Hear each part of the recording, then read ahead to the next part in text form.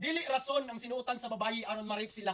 Okay mo na itong hisgutan karon. Kaya daghan na kay mga content creator nga mga lalaki nga nag-influence, nag-preach, nag-educate nga inani lagi dapat boys we should control ourselves, our emotion. Dili sa ingon nga nagpasiksi sila is pwede na sila hilabtan. Inana ba? Okay?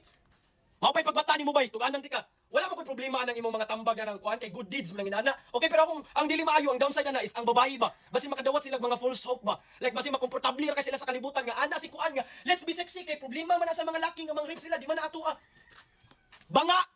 Ha, basi makomportable ikaw dai, basi makomportable ra kay ka ba? Sige kag pasiksi. Lagi dili man rason ang sinuutan para ma-rape sila kay inyo laging rason. Naa man gani halos gapurong-purong na gi-rape ra gyapon. Okay, yes. Pero mas daghan ang cases nga gi-rape ang babayi nga nagpasiksi kaysa atong gapurong-purong. Wala ko gaingon. Wala ko gaingon nga gi-control mo nako, okay? Kaya akong uyab. Pwede ra siya magsuot og pasiksi bisag unsa pa na diha. Basta naa ako tungod. Okay? Kaya ako kabalo na ako sa kalibutan na ay lalaki nga dili maedukar, na ay lalaki nga di gid maminaw. Kay mas importante sa ilang pagpautog kaysa mo gamit sa ilang utok. Kasabot ka anak, ha? Ha? Dili rason ang sinuutan para ma-rape ka. Yes, dili rason, pero usa na siya sa rason. Ha? Tuganan ka nako para ma-learn nimo ni the hard way ba? Ayaw to ang ubang content creator nga gasugar ko. Nga we should control men. Buang di na to makontrol ang men. Bisag ako mismo wala na ko pag-asa ang mga rapist da. Kana mga manyakis, unsaon nimo na pag-edukar, dili na mo gamit og utok, ni gamit na nagutin. Minawa ko dai kay ako na ako papangga ninyo.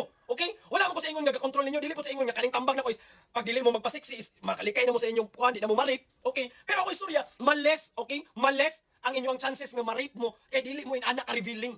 Okay? Ngayon kag sala man na sa laki, yes, sala na sa mga rapist, sala na sa di ka kabalo mo kontrol sa ilang emosyon, sala na sa ilang kamanyakis, pero makontrol mo na sila. Ha? Ma-educate mo na sila. Tug-anan ti ka, dili.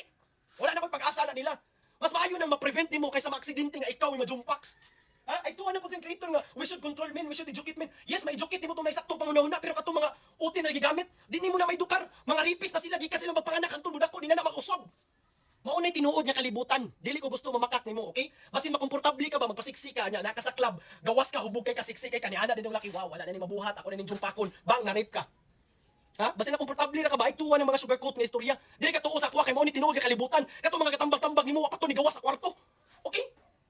Tuyo ka ang kalibutan, magabii, mabuntag, makaila kag laylahing nga laki ako, daghan na kay kog experience laylahing nga laki kibaw ko. Kinsa nila ang dili may istorya. Kibaw ko kinsa nila ang dili may dukar. Ha? Mo na istorya nako day.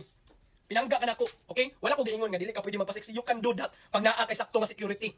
Pero kanang naa kay ikaw ra isa, individual, hanging out with friends, sexy, super sexy, nako kay kag chance nga mari, labi naghubog ka. Nga wala kay kauban. Okay? Mahal mo nako. I'm just doing this for you. Learn it the hard way. Dili ko gusto mamakak, dili ko gusto mag-sugarcoat, mao ni ang tinuod nga kalibutan, okay? Umayon kag wala naman ni pag-asa, yes. Usa ko sa naggunahuna nga wala ni pag-asa ng mga manyakis da.